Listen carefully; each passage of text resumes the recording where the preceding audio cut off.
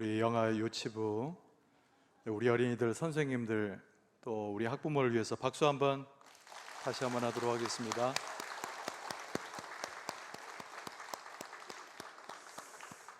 어제 하루 종일 하고 아까 아침 시간까지 여름 성경학교 하는 것을 또 지켜보고 기도 가운데 함께 했습니다. 어제 저도 영아 유치부 예배 드릴 때 들어가 봤거든요. 그래서 율동 좀 따라서 하다가 한 가지 배웠어요. 좀 따라서 해볼랍니까? 찾았다 하나님 나라, 이게 주제인데 뭐 찾으려면 이렇게 봐야 되잖아요. 찾았다 하나님의 나라. 어른들 중에는 이거 굉장히 어려운 분도 좀 있을 거예요. 한번 해봅시다. 찾았다 하나님의 나라. 우리 영유아 유치부를 위해서 다시 한번 박수 부탁드립니다. 우리 영유아 유치부 연령은요, 하나의 백지 같잖아요. 백지. 그 아이들에게 하나님의 말씀을 가르치면 그대로 말씀이 들어가고, 또 성령 은혜 가운데 함께 기도하면 하나님과의 교통이 거침없이 이루어집니다. 뭐 나이 이야기를 해서 죄송합니다만은 제가 나이가 조금 올라갈수록 영유아에 해당되는 아이들이 그렇게 이뻐 보여요. 아동부도 예쁘고 중고등부도 예쁘고 다 자란 성인들에게도 호감과 기쁨을 갖습니다만은 요 영유아 유치부 요 아이들 보면 아주 제가 그냥 죽겠어요. 하나님께서도 얼마나 이 아이들을 기뻐하실까라는 생각을 또 하게 됩니다. 선생님들도 수고하셨지만은 특별히 아이들의 부모들이 더 수고하셨어요. 아까 보셨죠? 더 난리예요, 더 난리. 이것이 바로 아이들을 통한 하나님의 말씀과 은혜의 전파가 참 강하다는 생각이 듭니다. 우리 영아 유치부, 또 오늘 찬양해 준 우리 찬양대를 위해서 다시 한번 박수하도록 하겠습니다.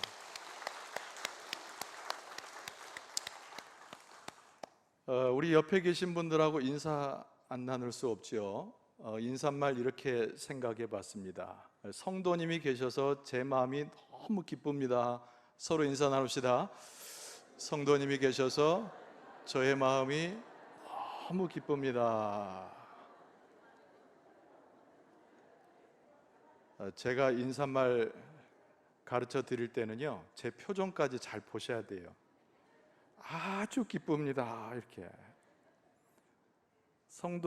성도님이 제 곁에 있어서 아주 기쁩니다. 한 번 더 인사합시다. 성도님이 제 옆에 계셔서 아주 기쁩니다. 우리 서로를 위해서 박수 한 번 더 합시다. 네, 하나님의 천국이 이런 것이 아닌가 다시 한번 깨닫게 됩니다. 우리가 사람의 됨됨이를 따질 때 대략적으로 우리는 외관을 취하잖아요. 그 사람의 말씨나 또 그 사람의 옷 매무새나 또 그 사람의 온화한 모습, 이런 걸 보면은 칭찬을 아끼지 않죠. 오늘 본문의 말씀으로 바로 들어가면은 우리가 하나님 앞에 섰을 때 경건한 신앙인의 모습을 보여야 됩니다. 오늘 빌립보서 4장 1절 이하의 말씀을 가지고 주의 평안으로 함께하는 교회라는 제목으로 함께 은혜 나눌 텐데요, 우리가 하나님 안에서 참된 신앙인, 또 하나님께서 인정하시는 경건한 자의 모습, 이것이 무엇일까? 하나님께서 기뻐하시는 하나님 당신의 자녀의 모습은 또한 무엇일까? 마음 가운데 질문해 보면서 오늘 본문의 말씀을 대하기를 원합니다. 경건한 그리스도인, 이런 표현은 우리에게 있어서 항상 숙제가 되어 왔지요. 경건이 무엇인가? 또 그리스도를 따르는 그리스도인은 내 이름으로서 적합한 표현인가? 이런 질문을 해왔다는 거예요. 여러분, 다른 자들이 경건한 자가 아닙니다. 경건한 자라고 하는 것은 내적인 성숙을 가지고 믿음 생활을 하는 사람들을 일컫는 거예요. 하나님으로 인하여 기뻐할 수 있고 천국을 바라보면서 주의 말씀 가운데 한 걸음 한 걸음 나아갈 수 있는 사람, 내적 성숙이 있는 사람인데 그 사람이 바로 경건한 사람입니다. 그래서 하나님 앞에 섰을 때도 영적인 교제가 가능해요. 아까 우리 칭찬한 아이들처럼 말이죠. 또 다른 사람 관계에 있을 때에도 교제에 늘 성공하는 사람들입니다. 믿음으로 함께하고 사랑과 신뢰로 함께하기 때문에 교제의 성공은 너무나 중요하면서도 당연한 것이 될 수 있지요. 경건한 자의 모습, 경건한 그리스도인. 여러분, 사도 바울은 오늘 그 마음을 품고 빌립보 교인들에게 편지하고 있습니다. 3장과 4장은 연결되어 있다고 해도 과언이 아니죠. 근데 오늘 본문의 말씀 이전에 있는 3장은요, 사도 바울이 하나님 앞에 자기는 무엇을 고백하고 신앙하며 또 빌립보 교인들은 나의 신앙을 통해서 무엇을 깨달을 것인가를 자극하는 3장이에요. 근데 4장의 말씀은 본격적으로 빌립보 교인들에게 권고하면서 우리가 신앙으로 함께 주님 앞에 고백했다면 자, 이러한 공동체의 삶을 이루어가야 되지 않겠느냐, 사도 바울이 강력하게 권고하고 있는 말씀입니다. 1절은 이렇게 시작하고 있지요. 그러므로 나의 사랑하고 사모하는 형제들, 나의 기쁨이요 면류관인 사랑하는 자들아, 이와 같이 주 안에 서라. 이런 말씀을 주고 있어요. 주 안에 서라, 이 말씀 앞에 이와 같이란 표현을 썼습니다. 내가 예수 그리스도를 다메섹 도상에서 만나고 복음 전도자가 되고 고난 중을 헤쳐서 하나님의 역사를 이루었던 그것처럼 너희들도 주 안에 서야 할 것이다. 이렇게 권고하고 있는 거죠. 한번 따라서 봅시다. 주 안에 서라.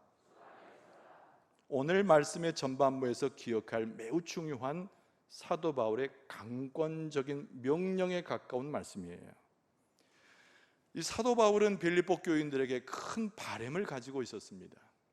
어떤 바램이 있었을까요? 빌립보 교회는 반드시 하나님 안에서 성장해야 한다고 하는 필요성, 바로 그 자체입니다.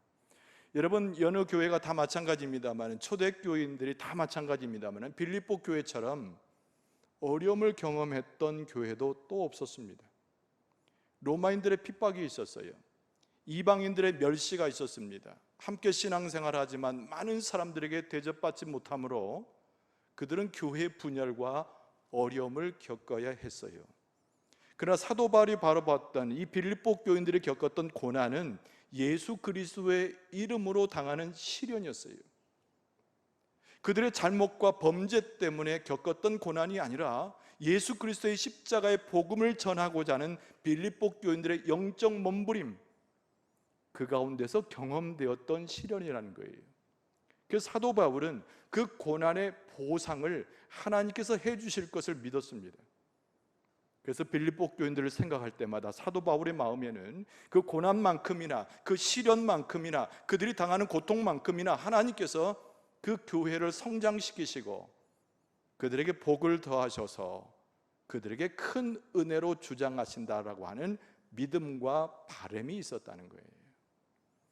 그 사도 바울이 이 빌립보 교인들에게 그가 일성으로 명령하고 있는 내용이 석인 서대 반듯하게 일어나되 사람들이 칭찬할 만한 신사의 모습을 신앙적으로 갖되 다른 것이 아닌 주 안에서 바로 설 것을 요청했던 것입니다. 사도 바울이 에베소 교회에 전한 편지에 그래도 에베소 교인들의 성장과 은혜를 도모하는 서신을 띄운 바가 있어요. 그래서 에베소 4장 14절에 보면은 이는 우리가 이제부터 어린아이가 되지 아니하며 사람의 속임수와 간사한 유혹에 빠져 온갖 교훈의 풍조에 밀려 요동하지 않게 하려 함이라. 빌립보 교인에게 편지하면서 에베소 교회에 보냈던 자기의 서신을 바울은 기억했던 것이죠. 베드로 사도도 사도 바울과 같은 마음으로 그의 서신을 기록한 적이 있습니다. 베드로전서 2장 2절에 보면은 갓난 아기들 같이 순전하고 신령한 젖을 사모하라. 이는 그로 말미암아 너희로 구원에 이르도록 자라게 하려 함이라 그랬어요. 베드로 사도가 오늘 본문의 말씀을 기록한 사도 바울과 같은 심정으로 서신을 써내려가면서 우리는 갓난 아이의 일을 버리고 성숙한 교회, 성숙한 신앙인으로 하나님 앞에 서야 된다, 이것을 강조했던 것이지요. 주안의 서되, 거기에 사족을 붙이면 확고하게 서 있는 우리의 신앙의 모습으로 하나님께 드려져야 그것이 경건한 자의 모습이요, 그것이 외모가 반듯한 사람이 칭찬을 받는 것처럼 하나님 안에서 내적 성숙을 통하여 하나님이 인정하시는 사람이 되는 겁니다. 오늘 본문의 말씀 가운데 사도 바울은 무엇으로 빌립보 교인들을 강권하고 있는가? 여러분, 2절에서 7절까지 구구절절이 여러 가지 것들을 빌립보 교인들에게 요청하는데요, 다 이유가 있습니다. 빌립보 교인들이 갖춰야 할 영적인 습관에 대해서, 빌립보 교인들이 주 안에서 성장하고 예수 그리스도 안에서 든든히 서가는 비밀로서 그들이 가져야 할 영적 습관이 무엇인가를 사도 바울은 일러주기를 원했다는 겁니다. 오늘 이 본문의 말씀을 자세히 보면서 사도 바울이 공동체를 향하여 또는 성도 스스로 가져야 할 영적으로 겸비할 내용에 대해서, 또 하나님의 백성으로서 타인을 대할 때 어떻게 대하는 것인가, 공동체는 어떻게 하나님 앞에 설 것인가, 이런 주제들을 망라하는 여러 가지 영적 자세의 순서들을 표현하고 있는 겁니다. 여러분, 사도 바울이 제일 먼저 빌립보 교인의 그 모습 속에서 사도 바울이 제일 먼저 관심하는 것이 있는데요, 빌립보 교인들이 가지고 있었던 굉장히 어려운 내적인 갈등을 주목하고 있습니다. 그래서 사도 바울이 빌립보 교인들에게 영적 관습, 영적으로 하나님 앞에 서야 할 자세를 이야기하면서 그 첫 번째로 관계성의 조화를 강조하는 거예요. 교회는 모름지기 관계성에서 성공해야 됩니다. 교회는 모름지기 너와 나의 신앙의 관계가 하나님 앞에서 인정받아야 되는 겁니다. 교회는 모름지기 서로 함께하는 신앙생활의 관계 가운데서 하나님의 뜻을 이루어 간다는 것을 기억할 필요가 있어요. 그래서 사도 바울이 빌립보 교인들에게 편지하면서 제일 먼저 그의 눈에 관심 갖고 권고한 첫 번째 내용이, 너희들이 관계성에서 실패하고 있으니 서로 연합하여 이것부터 믿음의 모습으로, 영적인 모습으로 헤쳐나가라 라고 권고하고 있습니다. 여러분, 이 본문의 말씀이 굉장히 유순하게 쓰여진 것 같지만 이 본문을 해석하고 주석하는 모든 이들이 공통적으로 이야기하기를 사도 바울의 명령을 받는 것과 같다라고 설명했어요. 명령은 무엇을 말합니까? 강압적인 윗사람이 아랫사람에게 말을 전달한다는 의미가 아니고, 성도라면, 하나님의 교회로 주 앞에 서 있는 자라면 반드시 이행해야 하는 영적 습관이라고 하는 것을 강조하는 이야기예요. 사도 바울이 육신적 권위를 가지고 자기의 생각의 주장을 가지고 이야기하여 명령했다는 의미가 아니고, 우리가 예수 그리스도 안에서 서가고 하나님의 역사와 그 뜻을 이루어가는 교회가 되기 위해서 반드시 빼놓을 수 없이 갖춰야 할 영적 자세임을 일러주기 때문에 사도 바울이 명령했다, 이렇게 수석학자들은 공히 해석하고 있는 겁니다. 그 첫 번째가 무엇이라고요? 관계성을 잃어버린 이 빌립보 교인들을 지적하고 가르쳐주는 부분이라는 겁니다. 여기에 등장하는 두 여인이 있지요. 한 사람은 유오디아요, 또 한 사람은 순두계라고 하는 여인입니다. 얼마나 다투고 얼마나 분열했으면 사도 바울의 귀에 들리고 그 교회의 어려움의 요소가 되었을까요? 근데 이 두 여인이 사실은 원래부터 사나운 사람들이 아니었습니다. 이 두 사람이 교양 없는 사람이 아니었다는 거예요. 하나님의 경건과 멀어졌던 인물도 더더욱 아닙니다. 왜냐하면 사도 바울이 복음 전도를 할 때 이 두 여인의 활약성이라고 하는 것은 하나님께서 인정해 주실 만한 대단한 영적인 업적이었거든요. 경건한 사람들이었습니다. 많은 사람들이 인정하는 이 여인들의 업적과도 같은 믿음의 행적이었어요. 이들은 하나님께서 인정하지 않으면 누가 인정하시겠느냐, 사람들이 공히 칭찬해주고 인정해줬던 두 여인입니다. 2000년이 지난 우리에게도 여전히 보여지고 그 당시에 사도 바울을 당황케 했던 이 두 여인의 분란의 이야기. 빌립보 교인들을 권면하면서 첫 번째 사도 바울의 눈에 띄었던 두 여인의 사나운 관계예요. 교회 안에 들어온 불화라고 하는 것, 이 두 여인을 책망하는 데 목적이지 않고 하나님 안에서, 주 안에서 든든히 서가야 할 교회, 이 불화되어지는 것을 경계할 것을 사도 바울이 말씀하고 있는 겁니다. 교회 안에 부조화가 이루어지고 불화가 만나지고 분열이 생기는 것은 우리가 반드시 기억해야 됩니다. 하나님께 영광을 돌려야 할 교회가 사탄을 기쁘게 하는 일이 되고 만다는 거예요. 교회를 해하고 교회를 무너지게 하는 가장 중요한 요소가 불화를 만들어내는 거라는 거예요. 자, 이 빌립보 교인들을 사랑하고 이 빌립보 교인들이 영적 성장하기를 가장 원했던 사도 바울이 주목하고 있는 첫 번째 이야기가, 교회 안에 들어온 불화라고 하는 것은 하나님께서 허락한 것이 아님에 이 불화를 경계하라는 겁니다. 여러분, 군인의 역할은 싸움터에 나가서 적을 무찌르는 것이죠.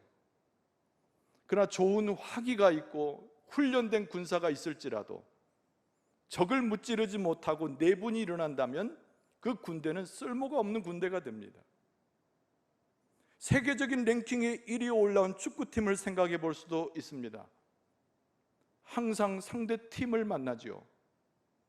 발재간이 좋고 개인기가 뛰어나고 그의 연금이 엄청나서 대단한 선수라고 추앙받아도 선수들끼리 내분이 일어나고 손발이 맞지 않으면 아무리 약한 팀을 만나도 승리할 수가 없는 것입니다. 하나님의 교회라고 하는 것은 그리스도 안에서 하나가 되어지고, 하나님의 교회라고 하는 것은 그리스도 안에서 하나의 관계를 형성할 수 있어야 하나님께서 원하시는 영적 싸움에 나가서 이길 수 있는 하나님의 자양분을 갖는 교회로 성장할 수 있는 거예요. 그래서 나중에 사도 바울이 로마에 있는 교회에 편지할 때도 이런 말씀을 썼습니다. 로마서 12장 18절에 할 수 있거든 너희로서는 모든 사람과 더불어 화목하라, 이렇게 이야기했어요. 우리는 이 말씀에 주목해야 됩니다. 반드시 기억하는 것은 내가 하는 대로, 내가 행위하는 대로, 내가 움직이는 대로 모든 것이 결정되고 모든 것이 돌아올 수 있음도 명심해야 되는 거예요.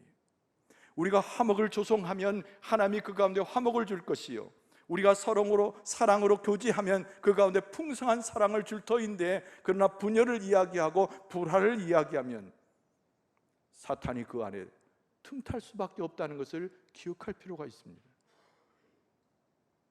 하나님 안에서 성장해야 할 영광중앙교회, 하나님 안에서 모든 이의 바람 가운데서 주 안에 서가야 할 영광중앙교회, 우리가 먼저 관계에 성공하고 관계 가운데 하나님의 축복으로 충만한 우리 교회를 이루어가게 될 줄로 믿습니다. 오늘 본문의 말씀에 두 번째로 권고하고 있는 것은 기뻐하는 마음을 보여주어야 된다는 거예요. 이것은 성도 한 사람 한 사람이 마음에 새겨야 할 매우 중요한 얘기입니다. 여러분, 4절 중반절에 보면은 주 안에서 항상 기뻐하라 그랬어요. 내가 다시 말하노니 기뻐하라 그랬어요. 여러분, 단순한 권면의 이야기가 아닙니다. 아까 말씀드린 대로 명령이라고 그랬어요. 빌립보 교인들이 기뻐하되, 순간순간 한두 번씩 기뻐하라는 뜻이 아니라 여기서 표현한 대로 항상 기뻐하라는 얘기는 거듭해서 그 기뻐함이 충만해지고 넘치게 하라는 뜻이에요. 여러분, 우리가 예수 그리스도를 만난 기쁨이 얼마나 컸습니까? 예수 그리스도를 통하여 믿음의 확신을 갖고 내 삶을 시작할 때 내 마음에 요동치는 기쁨이 있었지 않았습니까? 왜 기쁨이 멈췄을까요? 그 기쁨의 놀라운 사건을 되새기지 아니하고 내 삶 가운데 실행하지 아니하고 그 기쁨의 삶을 잊어버렸기 때문입니다. 여기서 말하는 사도 바울이 표현하는 항상 기뻐란 얘기는 처음 가졌던 그 기쁨을 내가 계속 묵상하고 계속 되씹고 그 기쁨 가운데 계속 재생산하는 성숙한 하나님의 백성의 모습을 보여야 그 기쁨은 거듭거듭되고 배가가 되어지고 충만하여서 내게 있는 기쁨만으로 머무는 것이 아니라 교회 공동체 가운데 넘쳐 흐르게 된다는 거예요. 여러분, 아까 우리 영유아 아이들 보면서 얼마나 우리의 마음이 기뻤습니까? 아이들의 재롱 때문에 기쁜 것이 아니라 그들 속에 들어간 하나님의 말씀이 기쁘고, 그들 가운데 들어간 성령의 만져주심이 기쁘고, 그들 가운데 나타난 우리의 교회의 미래를 보면서 우리는 기뻐하지 않았습니까? 여러분, 그 순간으로 끝나는 것이 아니라 하나님께서 그것을 배가가 되는 기쁨이 되게 하시고, 우리 교회를 넘쳐나게 하는 기쁨이 되게 하시고, 저 영광 지역에 믿지 않는 사람들에게도 이룰 수 있는 하나님의 기쁨이 되어야 된다는 거예요. 그래서 항상 기뻐한다는 것은 단순한 의미를 표현한 것이 아니라 그 기쁨이 가지고 있는 하늘나라의 축복을 그대로 표현하는 것이죠. 그런데 또 반복하고 있습니다. 내가 다시 말하노니 기뻐하라. 내가 다시 말하노니 기뻐하라. 얼마나 중요하면 사도 바울이 반복해서 이 표현을 썼겠습니까? 여러분, 우리는 얼마나 무지한지 몰라요. 항상 갇혀 삽니다. 무엇에 갇혀 삽니까? 과거에 갇혀 살고 현재에 갇혀 살아요. 우리가 복을 세볼 때도 그렇고 내 삶을 평가할 때도 그렇고 항상 과거에 기초하고 현재의 모습만 바라봅니다. 그래서 어렵고 힘들고 과거가 처량하고 내 마음에 상처가 됐으면 도무지 감사와 기쁨이 일어나질 않아요. 그러나 사도 바울이 여기서 표현한 대로 내가 다시 말하노니 기뻐하라, 이 거듭되는 이야기의 표현은 미래의 하나님의 역사를 바라보면서 현재의 내 마음에 기쁨이 충만해야 된다는 것을 가르치고 있습니다. 여러분, 우리는 고난 너머에 하나님의 은혜를 봐요. 우리의 슬픔 너머에 있는 하나님의 위로를 보는 겁니다. 우리의 실패 너머에 있는 하나님의 성공을 봐요. 지금은 건강을 잃었으나 건강을 회복해 하시는 하나님의 역사를 보고, 지금은 모든 것을 잃은 것 같으나 채우셔서 넉넉하게 우리로 하여금 공급하시는 하나님의 역사를 눈을 들어 보는 것이거든요. 미래를 볼 수 있는 자가 현재의 기쁨을 가지고 하나님을 찬송할 수 있는 것입니다. 축복의 말씀을 드릴게요. 현재 어려움이 있어도 미래에 하나님이 행하실 놀라운 축복의 사건을 바라보면서 현재의 기쁨이 배가가 되고 충만한 기쁨이 되어지게 될 줄로 믿습니다. 아멘으로 하나님을 찬송하면서 기뻐하는 거예요.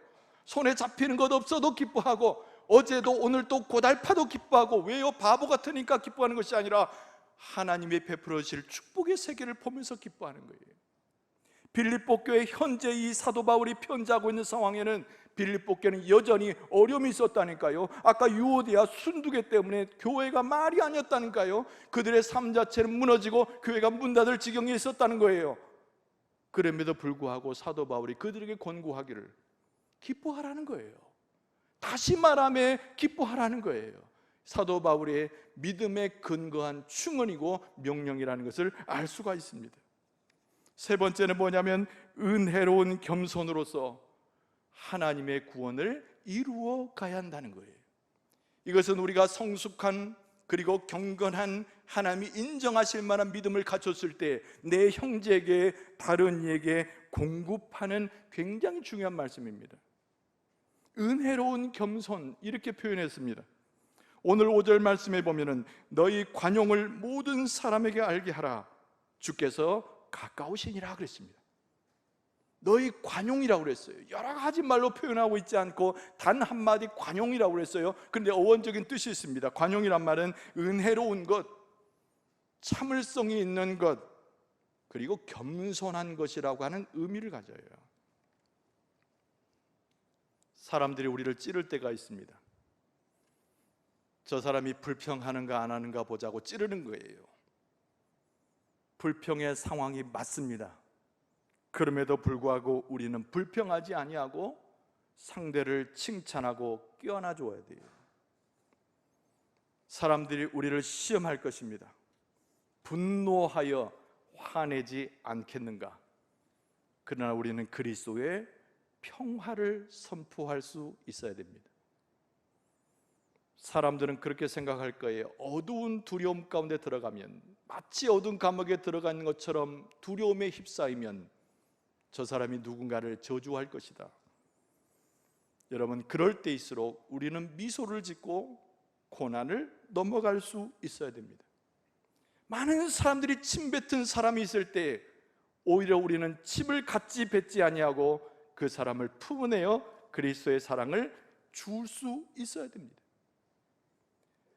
주 안에서 선다라고 하는 것은 주님께서 우리에게 그렇게 대해 주셨듯이, 하나님께서 우리에게 그렇게 베풀어 주셨듯이 하나님을 기억하고 예수 그리스도를 기억하는 가운데 선량한 관용을 상대에게 베푸는 것을 이야기하는 거예요. 그래서 오늘 말씀에 사도 바울이 곧바로 붙여진 얘기가 주께서 우리 가운데 가까우시다라고 말한 겁니다. 홀로 있지 않다는 거예요. 내버려 두지 않았다는 거예요. 주께서, 하나님께서 가까이 오셨기 때문에 우리는 예수께서 행하셨던 그 관용을 모든 사람에게 베풀 수 있다는 말씀입니다. 주님 어디 계신지 나는 알지 못하고, 주님 무엇을 하는지 나를 이해 못하는데 주께서 언제 나를 가까이 하셨으며 지금은 또 나를 가까이 하시는지 모르겠습니다. 우린 그런 질문을 허망하게 해요. 그러나 우리가 믿음으로 고백하기에 하나님은 계시지 않는 곳이 없어요. 그걸 어려운 말로 무소부재하다 이렇게 말합니다. 하나님은 하늘에 계시지만 현재 우리의 마음에 들어와 계시는 거예요. 하나님은 저 과거의 역사 가운데 기억하는 하나님이기도 하지만 현재와 미래에도 우리를 돌보시는 분이 하나님이세요. 하나님을 대적하는 자를 치고 불평하는 자를 물리치기도 하지만 그 순간에도 우리를 보호하시는 분이 우리 아버지 하나님이세요. 믿습니까? 예수 그리스도께서 우리에게 따뜻한 말씀을 전해주었다고 히브리서 기자가 그의 히브리서 13장 5절 하반절에 이렇게 표현했습니다. 내가 결코 너희를 버리지 아니하고 너희를 떠나지 아니하리라. 그렇게 말씀했다고 히브리서 기자가 자기의 서신에 그렇게 고백했어요. 결코 너희를 버리지 않을 것이다. 결코 너희를 떠나지 아니할 것이다. 예수님께서 우리에게 그렇게 말씀하셨다는 거예요. 예수님께서 나를 가까이 하시고 하나님께서 나를 보호하시고 내가 축복을 주시기 때문에 우리의 심령에 남아있는 사람들에게 베풀 것은 그리스도께서 행하셨던 관용이라는 거예요. 하나님께서 그 관용의 도를 우리에게 가르치시고 사도 바울이 입술을 통해서 관용을 가르치셨으니 우리가 서로를 대할 때마다 껴안아주고 불쌍히 여기고 사랑으로 더하고 내가 겸손한 자세로 우리의 형제를 품고 믿지 않는 자들까지 품어내는 놀라운 하나님의 은혜가 우리 가운데 넘쳐나게 될 줄로 믿습니다. 그래서 오늘 본문의 말씀에 평강의 소식이 우리에게 떨어지는데요, 그것이 뭐냐면 6절의 말씀을 기초로 한 내용입니다. 걱정하는 대신에 하나님의 말씀을 신뢰하라고 하는 사도 바울의 명령의 말씀이에요. 6절을 읽어드리면 아무것도 염려하지 말고 다만 모든 일에 기도와 간구로 너희 구할 것을 감사함으로 하나님께 아뢰라 그랬어요. 어제의 삶을 기억해 보면 걱정하지 않는 순간이 없었을 거예요. 솔직한 고백입니다. 오늘 아침에 예배를 드리기 위해서 나서오는 그 순간까지 우리의 마음의 어둠과 한쪽의 무거움 가운데 염려 근심이 떠나지 않았을 것이에요. 우리는 죄성과 불신의 삶을 여전히 함께 달고 다니기 때문에 여러분 그 모습과 그 상태는 유지하는 것이 정상입니다마는, 그러나 사도 바울은 그 가운데 스스로를 인정하지 말고 오늘 말씀에 이른 것처럼 아무것도 염려하지 말라고 권고하는 거예요. 한번 따라서 합시다. 걱정 없는 삶은 하나님을 올바르게 바라보는 것에서 체험될 수 있습니다. 오늘 설교 말씀 중에서 복창한 이 대사만 여러분이 기억하셔도 돼요. 걱정 없는 삶은 추상적이고 우리가 경험될 수 없는 그 무엇이 아니고, 성경 말씀은 우리에게 강조하기를 걱정 없는 삶이 가능하고 걱정 없는 삶이 신앙인의 경건한 사람의 하나님의 백성의 모습이 되어야 되는데, 그 비결은 여호와 하나님에 대해서 올바른 시각을 갖게 될 때 걱정이 없는 삶을 실제로 살아갈 수 있다는 거예요.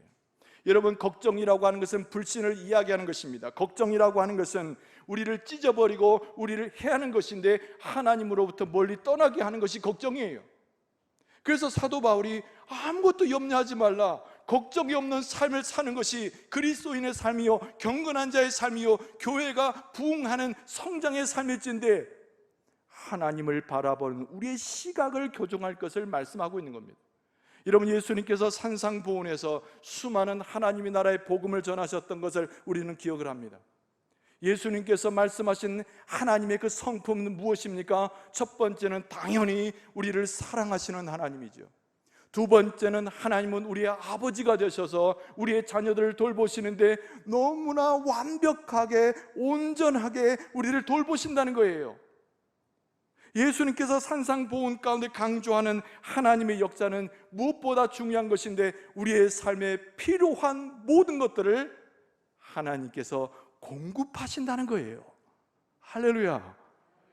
내게 있어서 살아가는 데 있어서 내가 어리석음에 빠지지 않고 염려 가운데 빠지지 않고 공급 가운데 들어가지 않도록 우리의 모든 것을 다 챙기시고 예배하셔서 베풀어 주신 분이 우리 아버지 하나님이라고 예수님께서 산상보훈에서 증거하셨던 거예요. 로마서 8장 28절에 보면 사도 바울이 로마에 있는 교인들을 격려하면서 이런 말씀도 했습니다. 우리가 알거니와 하나님을 사랑하는 자 곧 그의 뜻대로 부르심을 입은 자들에게는 모든 것이 합력하여 선을 이루느니라. 할렐루야. 그 내용을 자세히 보세요. 하나님을 사랑하는 자 곧 그의 뜻대로 부르심을 입은 하나님의 백성들의 삶은 어떠하든지 모든 것이 합력하여 하나님의 선을 이룬다는 거예요. 여러분, 그 가운데 감춰진 하나님의 모습은 창조주 하나님의 모습입니다. 여러분, 우리가 어떻게 이 세상에 나왔습니까? 우리의 시작은 누구에게서부터입니까? 하나님께로부터 시작됐지요. 하나님이 우리를 만드셨어요. 우리를 조성하셨습니다. 우리에게 생기를 넣으셔서 생명을 만드시고 우리를 지금도 조성해 가시고 우리 앞길을 지도하시고 하나님 나라에 갈 때까지 우리를 주장하시는 분이 우리 하나님 아버지이신 줄로 믿습니다. 그 창조주 하나님이란 분이 그 말씀 뒤에 숨겨져 있는 거예요. 우리가 무엇을 하든지 무엇을 입든지 무엇을 행하든지 다 합력해서 조성하시고 역사하시는 그 창조주 하나님이 하나님의 선을 이루게 하신다는 거죠. 거기에 대한 철저한 하나님에 대한 우리의 고백과 시각이 필요한 겁니다. 하나님은 내게 있어서 어떤 분이신가? 하나님은 내게 있어서 어떤 걸음을 인도하시는 분인가? 그 정확한 올바른 시각을 갖고 있을 때 우리 마음에 싹 사라지는 것이 있는데 그것이 염려와 걱정이라는 거예요. 오늘 본문의 말씀의 7절은 화답이라도 하듯이 6절 말씀의 화답이라도 하듯이 이렇게 적어져 있습니다. 그리하면 모든 지각에 뛰어난 하나님의 평강이 그리스도 예수 안에서 너희 마음과 생각을 지키시리라. 여러분, 7절은요 짧은 구절인데 삼위일체 하나님이 다 들어가 있어요. 모든 지각에 뛰어난 하나님의 평강, 이 표현이 좀 어려운 표현인데 이 말을 쉽게 바꿔 말하면 모든 이해를 뛰어넘는 하나님이라는 뜻이에요. 우리는 육체를 가지고 있잖아요. 하나님은 영이시잖아요. 우리가 어떻게 하나님을 이해합니까? 하나님과 우리의 세계는 닿을 수 없는 그 무언가가 있다는 거예요. 그럼에도 불구하고 오늘 본문의 말씀에 사도 바울은 말하기를 우리의 이해를 뛰어넘는 하나님이시지만 그 하나님이 삼위일체 하나님 되셔서 우리를 지키시고 복을 주시고 함께 하신다는 거예요. 믿습니까? 믿음으로서만 만날 수 있고 믿음으로서만 경배할 수 있고 믿음으로서만 접할 수 있는 분이 우리가 이해할 수 없는 하나님이라는 거예요. 근데 우리가 너무 무지하니까 누구를 보내셨어요? 예수 그리스도를 보내셨잖아요. 그래서 7절 중반절에 보면은 그리스도 예수 안에서란 말이 들어가는 겁니다. 그리스도 예수 안에서 예수께서 이 땅에 오셔서 무엇을 하셨습니까? 단순하게 이야기하면 하나님과 우리 사이에 있는 장벽을 다 깨부신 거죠. 교회로 이야기하면 우리는 생각이 다르고 마음이 다르고 심지어는 분열하기 쉬우나 우리 안에 놓여져 있을 법한 그 장벽마저도 예수 그리스도의 십자가로 다 거두어 버리셨다는 거예요. 믿습니까? 할렐루야. 그러니까 예수 그리스도의 오심의 사건은 하나님이 우리 가운데 오시는 사건인데 우리의 눈으로 볼 수 있는 사건이고 믿음으로 경배함에 만나서 체험할 수 있는 그리스도 예수의 사건인 거예요. 그래서 하나님과 우리 사이의 장벽이 실제로 허물어지는 겁니다. 우리가 머릿속에서 생각 속에서 허물어지는 것이 아니라 실제 우리 모습 속에서 나를 보호하시고 능력을 주시고 이해할 수 없는 세계이나 우리를 축복하신 하나님을 실제로 만나게 하는 거예요. 우리는 영원히 다툴 수밖에 없는 존재인가? 우리는 싸우면서 죽게 되는 존재인가? 허망한 생각을 할 때에 우리 가운데 장벽도 물리쳐 주신 분이 지금도 살아계셔서 교회를 지키시고 교회를 인도하시는 예수 그리스도께서 행하시는 사역이라는 거예요. 그 다음에 성령의 역사도 그대로 나옵니다. 너희 마음과 생각을 지키시리라. 우리의 마음속에 들어와 있는 것은 성령이에요. 성령의 전이 우리의 심령입니다. 여러분, 요한복음 14장 27절에 예수님께서 직접 말씀하셨어요. 평안을 너희에게 끼치노니 곧 나의 평안을 너희에게 주노라. 내가 너희에게 주는 것은 세상이 주는 것 같지 아니하니라. 너희는 마음에 근심하지도 말고 두려워하지도 말라. 여러분, 그 말씀에서 매우 강조하는 여러분의 표현은 마음이에요. 마음. 우리의 마음속에 들어와서 우리의 중심에 서서 우리를 이끌어 주시고 넘어지지 않도록 말씀 속에 행할 수 있도록 도우시는 분이 성령이라는 거예요. 교회의 탄생은 성령에서 시작이 됐고 교회가 하나님 안에서 부흥하는 것도 성령의 역사하심에 달려있고 그 교회가 하나님의 교회가 되고 성도들이 하나님 안에서 거룩하며 하나님 앞에 경건하며 하나님의 인도하심을 받을 수 있는 성도가 되는 것은 성령의 역할이란 말이에요. 예수님께서 말씀하십니다. 마음에 근심하지도 말고 두려워하지도 말 것은 내가 너에게 평안을 주는 것인데 세상 것과 같지 않아서 너희 마음에 그 평안을 주노라 그러신 거예요. 누구를 통하여? 성령의 역사를 통하여. 할렐루야. 성령이 충만하길 바랍니다. 엉뚱한 말 같아도 성령의 충만함이라고 하는 것은 다른 말로 바꾸면 성령이 지배하신다 그런 뜻이에요. 아니, 물컵에 물이 가득 차듯이 성령이 충만한다는 얘기는 가짜 이야기고, 성령이 충만하다는 것은 내 마음과 내 생각과 내 지각과 모든 것을 성령이 지배한다 그런 뜻입니다. 불신의 모습을 벗어버리고 염려 걱정 가운데 빠져있던 나의 모습 속에서 하나님을 전적으로 신뢰하여 영안이 열려 시각이 바뀌는데 성령이 내 안에 오셔서 충만하다는 것은 나를 지배함으로 내 삶이 진정 하나님께서 인정하시는 자의 삶에 나아가게 된다는 얘기입니다. 이런 평화를 얻어도 심령의 평화가 있어야 되잖아요. 예수님이 분명히 선언한 것처럼 세상이 주는 것이 아니라고 그랬어요. 우리 안에 있는 심령의 평화는 무엇으로 비견될 수 있느냐 하면은 우리의 영혼에 반영된 하나님의 미소. 굉장히 문학적인 표현이죠. 제가 어디서 따온 표현이에요. 제 표현이 아니고 우리의 영혼에, 믿음을 가진 사람의 영혼에 반영된 하나님의 미소, 그게 평안이라는 거예요. 문학적 표현이지만 굉장히 감동이 됩니다. 하나님이 나를 보시고 웃으시는 정도가 아니라 아예 내 마음에 평안이 밀려 들어왔을 때, 하늘의 평안이 밀려 들어왔을 때 그 평안의 모습이 마치 하나님께서 미소 지는 것과 같다는 거예요. 여러분과 저는 하나님의 사람이고 여러분과 저는 하나님 없이는 살아갈 수 없는 존재이고 여러분과 저의 심령은 하나님께 맡겨졌으니 하나님이 밝게 웃으시는 그 미소가 우리의 삶과 우리의 심령에 충만하게 될 줄로 믿습니다. 미국이 가장 자랑하는 대통령이 누군지 아십니까? 당연히 아브라함 링컨이에요. 초대 대통령은 워싱턴이었지만 미국을 대단한 나라로 세운 인물은 다름 아닌 에브라함 링컨이죠.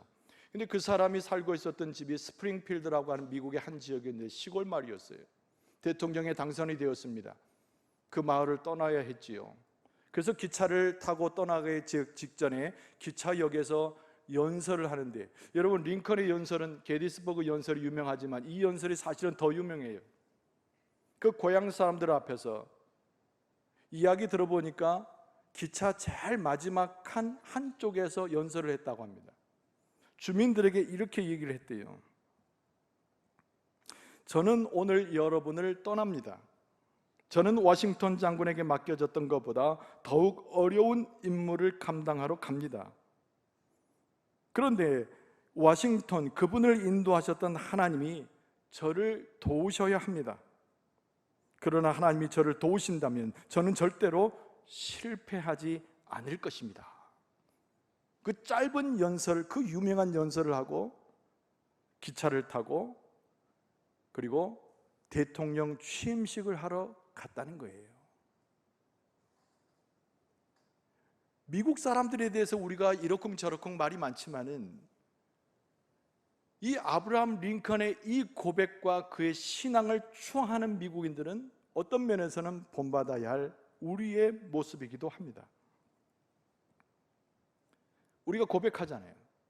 하나님의 도우심이 없이는 우리가 살아갈 수 있을까? 살아갈 수 없어요. 때를 따라서는 밥을 먹고 설거지를 하고 이부자리를 펴고 그냥 그렇게 어제처럼 오늘을 살아갈 수도 있겠지요. 큰 사고 나지 않고 내일이 잘 정리되어서 돈을 좀 벌고 그런 일상을 살아갈 수도 있어요. 또는 누구를 만나든 사람을 만나든 시장에 가서 물건을 고르듯이 평범한 일상을 보낼 수도 있어요. 그러나 묵상해보면 묵상해 볼수록 우리는 하나님의 도우심이 없는 삶을 살 수 없어요. 왜냐하면 하나님 예수 그리스도 성령이 우리와 함께하지 않으면 우리의 삶은 혼란에 빠지고 엉망진창의 삶이 될 것이 뻔하기 때문에 그렇습니다. 오늘 사도 바울이 우리에게 빌립보 교인들에게 편지하면서 주 안에 설 것을 요청하고 우리의 삶을 지키는 것은 세상이 주지 아니하는 하나님의 선물인 평강이라고 전해주고 우리는 하나님 안에서만 살아가는 하나님의 백성임을 가르쳐 주었다는 거예요.